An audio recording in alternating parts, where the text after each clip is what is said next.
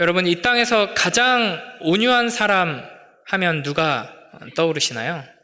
저희 교회에도 이제 온유라는 이름을 가진 분들이 좀 계신데, 성경에서는 민수기 12장 3절에 보면은 이 모세를 이 땅에서 가장 온유한 사람이다. 그 온유함이 이 땅의 모든 사람보다 더하더라. 이렇게 말씀하십니다. 근데 여기서 온유하다 하는 것은 단순히 그 성격이 되게 차분하고 뭐 둥글둥글 모나지 않았다 뭐 이런 의미가 아니죠. 사실 모세는 본래 굉장히 강한 성품을 가지고 있었습니다. 그래서 이제 욱하는 걸 이기지 못하고 이제 살인을 저지르기도 했었죠. 그러니까 성경이 말하는 온유함이라고 하는 것은 오랜 세월 하나님의 손길 안에서 길들여진 성품입니다. 그래서 본래의 성격이 이제 감추어지고 하나님의 성품이 드러나는 거죠. 예수님을 닮은 사람. 그래서 모세는 평생에 걸쳐서 하나님의 그 손길 안에서 길들여지고 다듬어져서 이렇게 결국에는 가장 온유한 사람이다라는 칭찬을 들을 정도로 예수님을 닮은 사람이 되었습니다. 그런데 그런 모세가 오늘 본문에서 하나님 앞에서 범죄하여서 징계받는 장면을 우리가 보게 됩니다. 이제 무리바 사건이라고도 불리는 오늘의 이야기는 이스라엘 광야 생활의 어떤 한 분기점이라고 할 수 있는 아주 중요한 장면입니다. 우리가 이제 매일 성경 민수기 후반부를 묵상하고 있는데, 오늘 이 본문을 통하여서 민수기 전체 메시지 중에서 가장 중요한 핵심 메시지를 우리가 함께 살펴보고 또 은혜를 누리길 바랍니다. 이 민수기 20장의 무리바 사건은 광야 생활의 거의 마지막 시기에 있었던 일입니다. 그러니까 광야 출애굽을 경험했던 이 광야 1세대가 모두 대부분 죽고 이제 2세대가 본격적으로 전면에 드러나는 시기이죠. 여기에 사건이 벌어진 장소는 1절에 보면 가데스라고 되어 있습니다.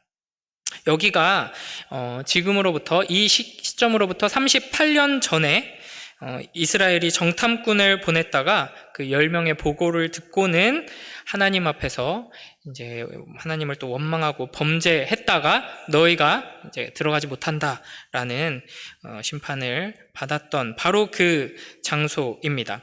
하나님께서는 40년간 너희가 광야에서 방황하다 죽고 나서야 이제 들어가게 될 것이다. 그러니까 너희는 못 들어간다 하는 것이죠. 그리고 이제 그 기간을 다 채우고 이제 다시 그 장소로 온 것입니다. 그때 이제 어떤 일이 일어나는가, 우리 2절을 보면요. 회중이 물이 없으므로 모세와 아론에게로 모여드니라 라고 말씀하십니다. 그러니까 하나님께서 이스라엘 백성들을 광야로 부르신 목적은 하나님이 어떤 분이신지를 알게 하시기 위해서, 경험하도록 하기 위해서였죠. 그래서 일종의 훈련의 기간이라고 할 수 있습니다. 이스라엘이 하나님이 참된 왕이시고 인도자이시다, 공급자이시다라는 것을 직접 경험하면서 우상을 자꾸만 숭배하려는 습성이 우리에게 있는데 그러면 우리에게 득될 것이 하나도 없구나. 하나님을 신뢰하고 하나님께서 약속하신 대로 우리를 보호하시고 인도하시고 복 주신다는 것을 믿고 그렇게 할 때 우리가 참된 만족을 누릴 수 있구나. 이걸 이제 가르쳐 주시려고 광야로 보내신 것이죠. 그리고 이제 그 광야에서 거의 40년 가까운 시간을 보냈습니다.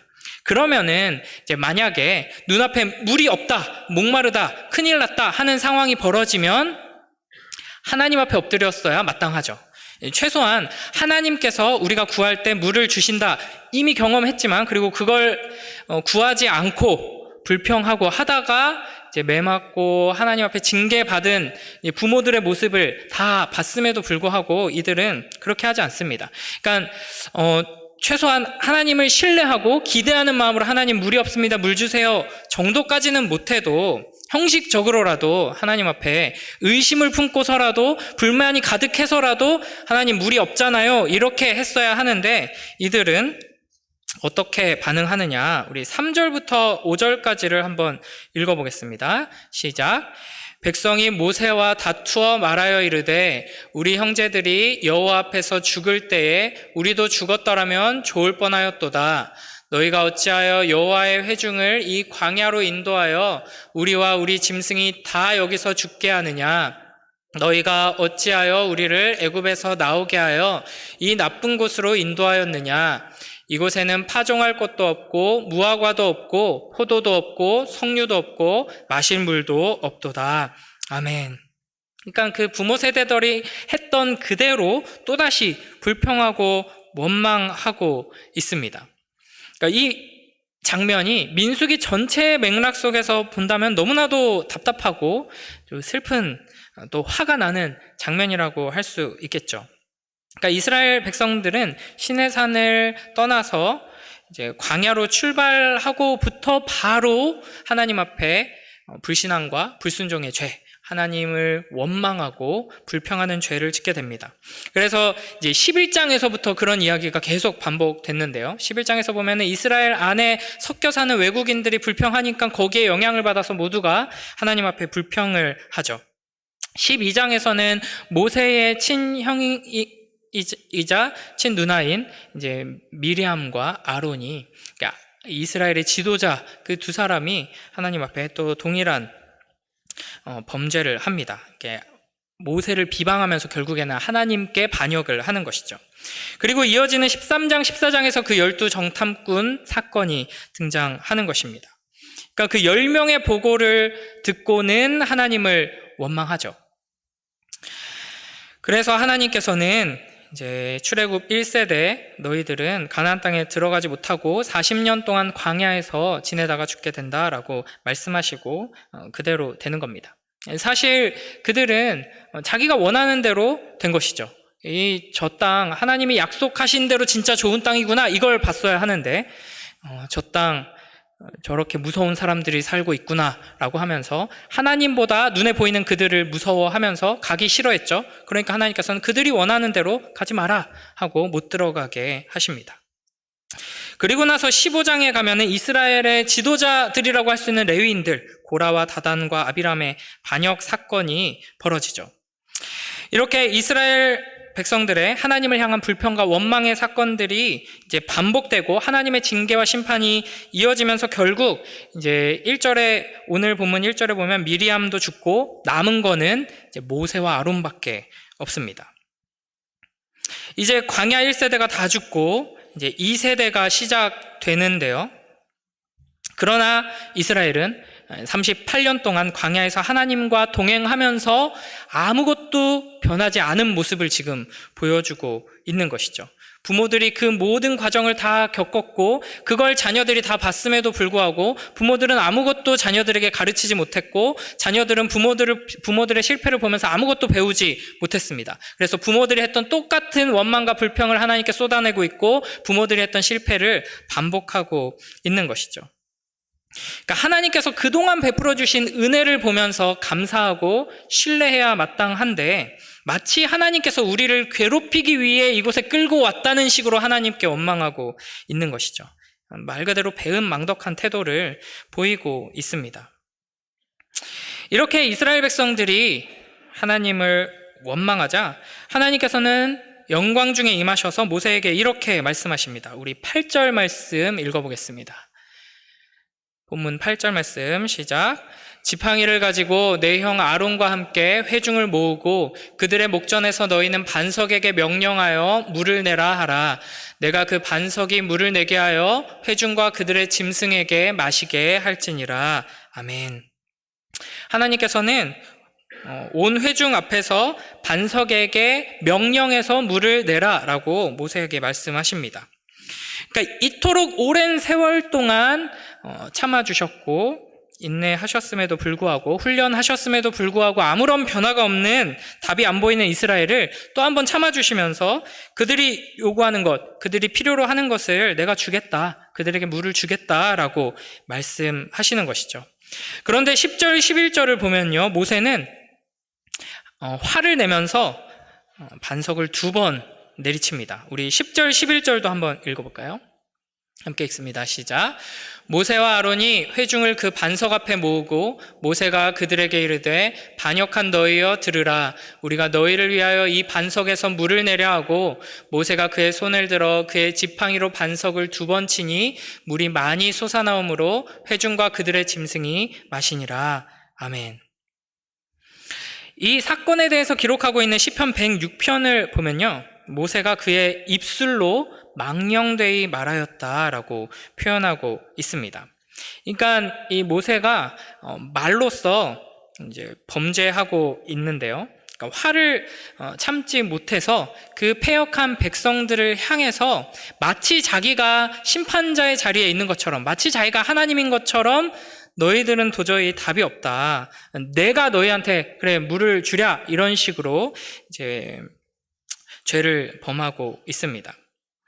그러니까 원래대로라면은 하나님께서 진노하시고 모세가 그 앞에 엎드려서 하나님의 자비를 구하는 패턴이었는데, 여기서는 반대로 하나님께서는 순순히 그래 물을 줄 테니까 반석에게 명령해라 라고 하셨는데, 모세가 화가 나가지고 백성들을 향해서 막말을 쏟아내면서 하나님께서는 반석을 명해서 물을 내라 했는데 반석을 2번이나 친 것이죠.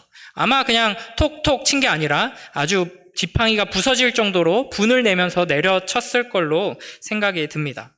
왜 이렇게 모세가 화가 났을까? 우리가 전체 흐름을 생각해 보면 이해가 되죠. 공감이 됩니다.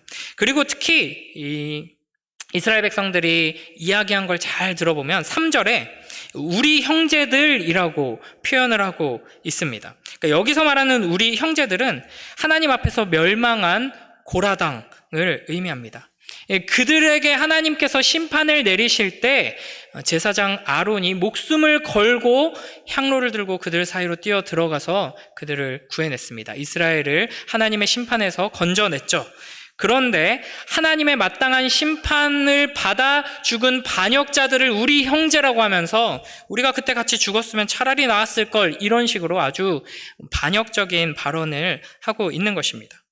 그러니까 그 끔찍하고 무서운 하나님의 심판을 경험하고도 자기 잘못을 인정하지 않고 회개하지 않는 모습을 보면서 그 모든 원망과 불평을 다 감당해내면서 이 이스라엘을 이끌어온 모세는 더 이상 이제 참지 못하고 한계를 느끼고 이제 화를 내게 되는 것이죠.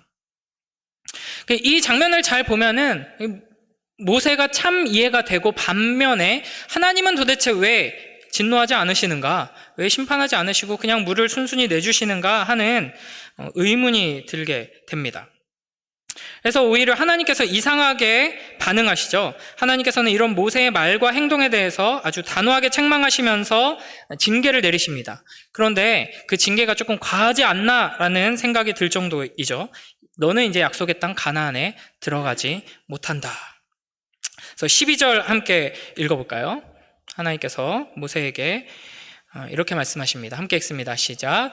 여호와께서 모세와 아론에게 이르시되 너희가 나를 믿지 아니하고 이스라엘 자손의 목전에서 내 거룩함을 나타내지 아니한 고로 너희는 이 회중을 내가 그들에게 준 땅으로 인도하여 드리지 못하리라 하시니라. 아멘. 하나님께서 무엇 때문에 모세를 책망하시는가?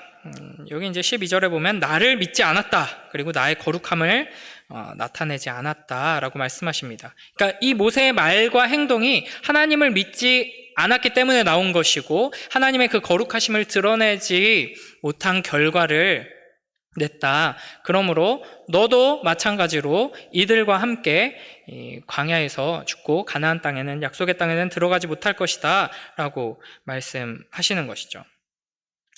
그러니까 물론 이제 모세가 마치 자기가 주권자인 것처럼 이제 행동하고 말한 것은 아주 큰 잘못입니다. 그러니까 하나님이 물을 공급해 주시는 건데 우리가 모세와 아론이 우리가 물을 내랴 마치 자기가 은혜를 내리는 존재인 것처럼 이야기를 했죠. 하나님 앞에서 겸손했어야 하고 하나님의 말씀대로 순종해서 반석에 물을 냈어야 하는데 그러지 못했습니다. 이게 이제 모세의 죄인데, 그럼에도 불구하고 좀 하나님의 처분이 너무한 거 아닌가라는 안타까움이 드는 것이 사실입니다. 우리는 이 모세가 범죄하고 하나님의 징계를 받는 장면 앞에서 인간이 얼마나 끔찍한 죄인인가를 확인하게 됩니다. 그러니까 이 땅 가운데서 가장 온유한 사람인 모세조차도 하나님의 손길 안에서 특별한 은혜를 누리며 이 자리까지 온 예수님을 닮은 그 지경에까지 자라나게 된 이 성숙한 성품을 가진 모세마저도 자신의 어떠함을 가지고는 하나님 앞에 나아갈 수 없다는 것을 여실히 보여주는 것이죠. 가나안 땅에 들어갈 자격이 스스로에게는 없음을, 또 하나님 앞에서 죄를 짓고 넘어질 수밖에 없는 연약한 존재임을 분명하게 보여주고 있는 것입니다. 그래서 로마서 3장 10절에서 12절 보면은 이렇게 말씀하십니다. 함께 읽어볼까요? 시작. 기록된 바 의인은 없나니 하나도 없으며 깨닫는 자도 없고 하나님을 찾는 자도 없고 다 치우쳐 함께 무익하게 되고 선을 행하는 자는 없나니 하나도 없도다. 아멘. 그러니까 로마서에서 신학적으로 죄인들에 대해서 이렇게 말씀하십니다. 우리 모두가 다 죄인이다. 의인은 하나도 없다. 말씀하시죠. 이 신학적인 선언 앞에서 정말요? 라고 되물을 때 하나님께서는 민수기의 역사를 펼쳐 보여주시면서 실예를 우리에게 보여주시는 것이죠.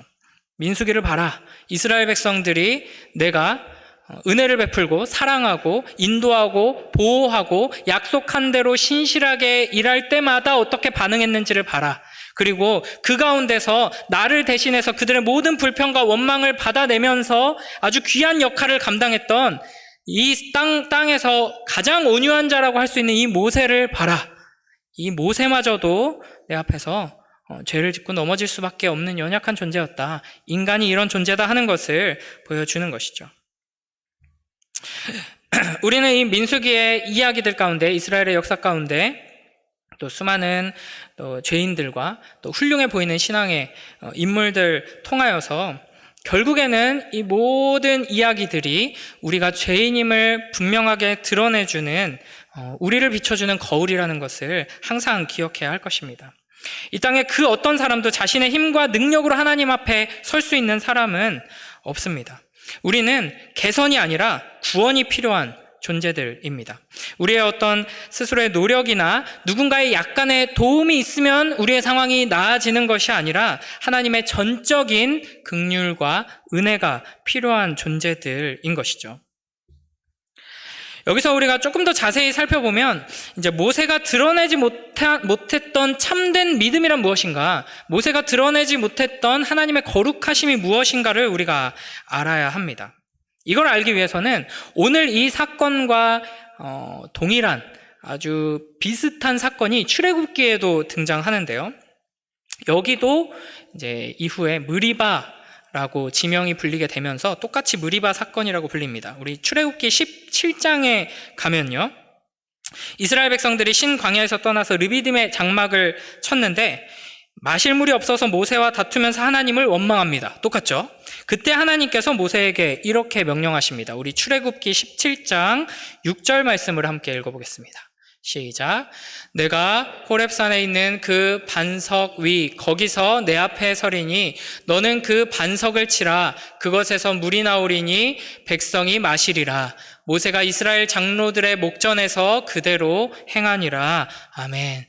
비슷한 사건인데 여기서는 하나님께서 반석을 치라라고 명령하시죠. 그런데 자세히 보면요, 그 반석 위 거기서 하나님께서 반석 위에 서십니다. 그리고 그 반석을 치라고 명령하시죠. 그러자 물이 나왔습니다. 그런데 오늘 민수기 20장에서는 그때 그렇게 했던 거 기억나지? 반석을 쳐라 라고 하지 않으시고 반석을 명하라, 그러면 물이 나올 것이다 라고 말씀하셨죠. 그러나 모세는 열받아서 반석을 쳤고 하나님의 징계를 받게 됩니다. 이 반석이 무엇인가를 고린도전서 10장 4절에서 이렇게 해설해주고 있습니다. 함께 읽습니다. 시작. 다 같은 신령한 음료를 마셨으니 이는 그들을 따르는 신령한 반석으로부터 마셨음에 그 반석은 곧 그리스도시라. 아멘. 그러니까 반석에서 물이 나온 것은 예수 그리스도를 통해 우리를 그 생명수로 먹이시는 그 하나님의 은혜를 보여주는 장면입니다.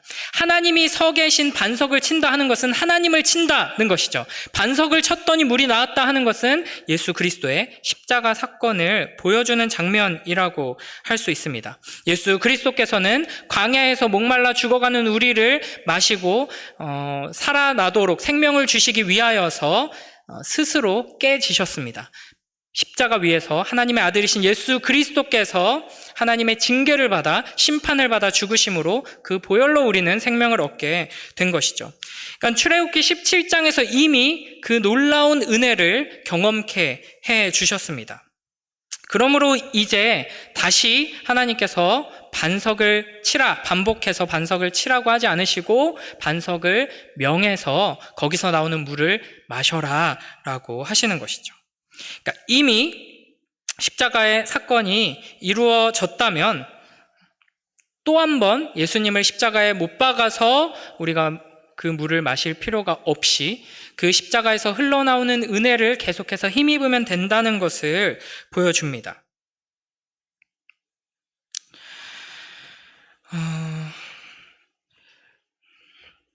우리는 이 장면들을 보면서 저만 그럴 수도 있는데요. 이상하게 이 광야 한복판에서 하나님의 그 은혜의 손길 안에 있으면서도 전혀 나아지지 않고 계속해서 불평하고 원망하면서 죄를 짓는 이 이스라엘과 내가 같은 처지라는 것을 인식하는 것보다 그 이스라엘을 향해서 참지 못하고 분노하는 모세가 더 공감될 때가 많은 것 같습니다. 그러니까 모세가 이스라엘을 향해서 화내며 혈기를 부리는 게 너무나 이해가 되고 같이 막 열받는 것이죠.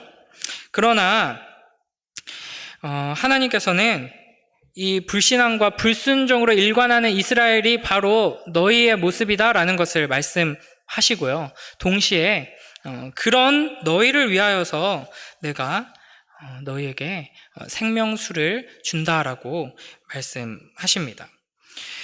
그러니까 인간적인 생각으로 보면은 이토록 답이 없는 이스라엘은 그냥 여기에서 버리는 게 낫습니다. 마음만 상할 뿐이죠.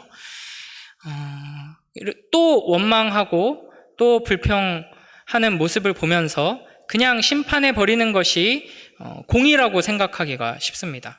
그러나 하나님께서는 그들에게 생명수를 주십니다. 물을 내주시죠. 그러니까 하나님의 그토록 크신 사랑과 은혜를 힘입었음에도 불구하고 여전히 그 은혜에 합당한 순종의 모습을, 신앙의 모습을 보이지 못하고 있는 자들을 향해서 주님께서는 너희는 이제 더 이상 자격이 없다, 너희 참을 만큼 참았다라고 말씀하지 않으시고 예수 그리스도를 통하여서 흘러나오는 그 놀라운 은혜를 계속해서 경험하게 해 주시는 것입니다. 그래서 13절에서 여호와께서 그들 중에서 그 거룩하심을 나타내셨더라 라고 표현을 하죠. 그 거룩하심이 무엇인가? 죄인들에게 쏟아지는 은혜입니다. 불신앙으로 일관하는, 불순종으로 계속해서 하나님을 대적하는 그 죄인들을 향하여서 쏟아지는 하나님의 사랑, 그것이 바로 하나님의 거룩하심이고 그 하나님을 믿는 것이 참된 믿음입니다. 그러나 모세는 딱 우리처럼 생각한 것이죠. 얘네는 안 되겠다. 그러니까 이게 어떤 면에서 보면은 너희 같은 완악한 종자들은 예수님의 십자가로도 해결이 안 된다라고 말하는 것과 마찬가지라고 할 수 있습니다. 그러나 하나님께서는 그 아들을 십자가에 매달아 죽이시면서 아니다, 바로 너희와 같은 반역자들을 위해 내가 내 아들을 내어준 것이다 라고 말씀하시는 것이죠. 하나님께서는 지금도 이 답없는 우리를 위하여서 그 예수 그리스도의 십자가의 보혈을 깨어진 반석에서 흘러나오는 아름답고 영광스러운 생명수를 우리에게 주십니다. 그 한 번 깨어진 반석, 예수 그리스도의 십자가 사건은 다시 반복되고 또 반복될 필요가 없이 우리가 그 앞에 나아갈 때 그 반석을 명령해라라는 것은 그 반석을 붙들고 의지하고 바라보라 하는 것이죠. 그 반석 위에 설 때, 예수 그리스도의 십자가 앞에 나아갈 때 우리는 그 은혜를 얻게 될 것입니다.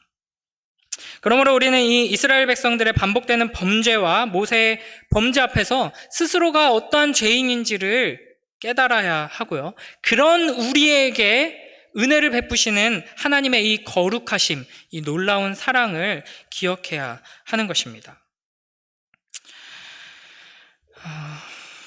이 모세는 결국 이 사건으로 인하여서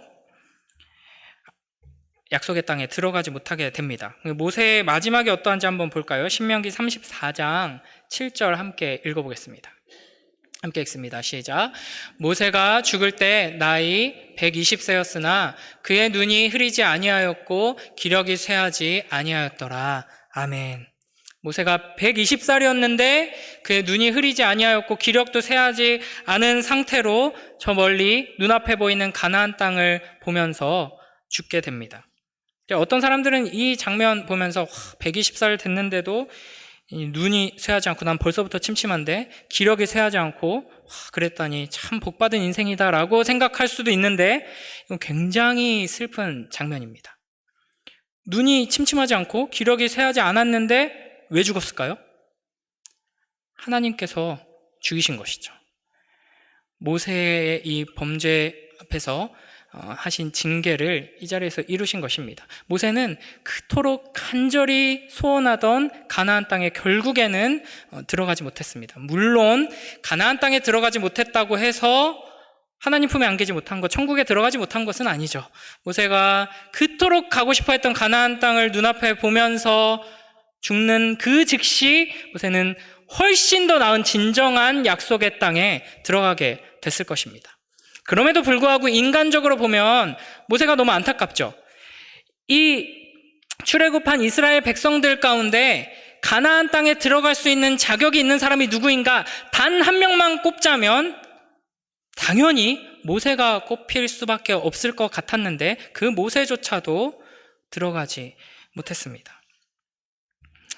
이 모세는 한편으로는 이 모세마저도 우리가 얼마나 심각한 죄인인지를 보여주는 이제 그 예로서 드러나게 되지만 또 한편으로는 예수 그리스도를 예표하는 역할을 하게 됩니다.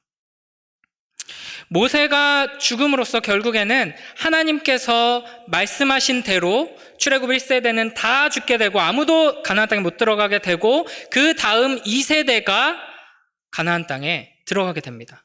그러나 우리가 살펴봤듯이 1세대보다 부모들보다 그 자녀 세대 2세대가 조금이라도 나았기 때문에 가나안 땅에 들어간 건가요? 똑같았습니다. 똑같이 범죄하였고 똑같이 원망하고 불평하고 신앙이 없었습니다. 불순종했습니다. 그럼에도 불구하고 하나님께서는 이들에게 은혜를 베풀어 주셔서 약속의 땅을 밟게 해주시죠. 마찬가지로 우리에게는 여전히 자격이 없지만 죄로 말미암아 심판받아 마땅한 자들이지만 모세마저도 징계받았다면 우리는 가나안 땅을 상상조차 할 수 없는 자리로 끌려가서 영원한 심판을 받아 마땅한 죄인들이지만 우리의 모세이신 예수 그리스도께서 하나님 나라에 들어가는 것을 거절당하시고 아버지께 외면당하시고 십자가에서 죽으심으로 그 흘린 피를 힘입어 우리는 가나안 땅에 그 영원한 약속의 땅에 들어가게 된 것입니다. 우리가 이 민수기에 답답하고 한심하고 열받는 이야기들을 통하여서 우리를 향한 그 하나님의 사랑이 얼마나 크고 놀라운지를 기억하고 우리의 반석이신 예수 그리스도 앞에 더욱더 부지런히 나아가 우리에게 주어진 이 광야의 길 가운데에서 하나님의 은혜를 풍성히 누리는, 그리하여서 결국에는 우리에게 약속된 그 가나안 땅으로, 약속의 땅으로 나아가는 복된 우리 모두가 되길 주님의 이름으로 축복합니다. 이 민수기의 이야기 메시지의 가장 중요한 핵심을 또 딱 정리를 해보자면, 이게 정답은 아니지만, 민수기 1장부터 10장까지는 인구조사를 하고, 이제 싸울 수 있는 사람들을 이제 조사하고, 그리고 나서 이제 레위인들에 대해서, 제사장들에 대해서 어떻게 하나님 앞에서 거룩할 것인가에 대해서 이야기를 합니다. 그러니까 약속의 땅에 들어가기 위해 필요한 것은 무엇인가? 세상이 말하는 힘과 이제 전략과 무기와 이런 것들이 아니라 하나님 앞에서 경건하고 거룩하게 하나님을 사랑하는 순종하는 백성들이다라는 것을 보여주죠. 그러나 11장부터 우리가 이야기했듯이 계속 불순종하고 불평하고 원망하는 것을 반복합니다. 결론은 우리에게는 희망이 없다, 아무런 소망이 없다라는 것이죠. 그러나 예수 그리스도께서 우리의 소망이 되십니다. 그 예수 그리스도께서 우리와 함께 하신다면 우리는 그 은혜를 힘입어서 약속의 땅에 들어가게 될 것입니다. 물론 광야에 있는 동안에 우리의 삶이 의미가 없고 약속의 땅에 들어가야지만 의미가 있는 것은 아니죠. 그걸 놓치는 것이 이스라엘의 가장 큰 잘못이었습니다. 이스라엘은 광야를 지나는 모든 순간 하나님의 보호하심과 인도하심 안에 있었습니다. 그래서 그들의 발이 부르트지 않았죠. 그들의 옷가신발이 해하지 않았습니다. 이것은 단순히 이런 기적이 있었어 라는 것을 알려주는 것이 아니라 굉장히 아름다운 시적인 표현인데, 하나님께서 그 패역한 이스라엘을 마치 갓난아기를 업듯이 업어서 광야를 걸어가셨다 하는 것입니다. 광야에서 고난받고 힘들었던 것은 이스라엘이 아닙니다. 우리가 아닙니다. 하나님께서, 그리스도께서 고난받으셨고 고생하셨습니다. 우리는 발을 제대로 딛지도 않았어요. 그냥 엎혀서 뽀송뽀송한 발로 해지지 않는 옷을 입고 주님 품에 안겨서 이 광야를 통과했습니다. 우리의 매일매일의 삶 속에서 광야를 걸어가는 모든 순간 이 하나님의 은혜를 누리며 반석이신 예수 그리스도 위에 굳게 서서 아름다운 약속의 땅까지 전진해 나가는 복된 우리 모두가 되길 주님의 이름으로 축복합니다.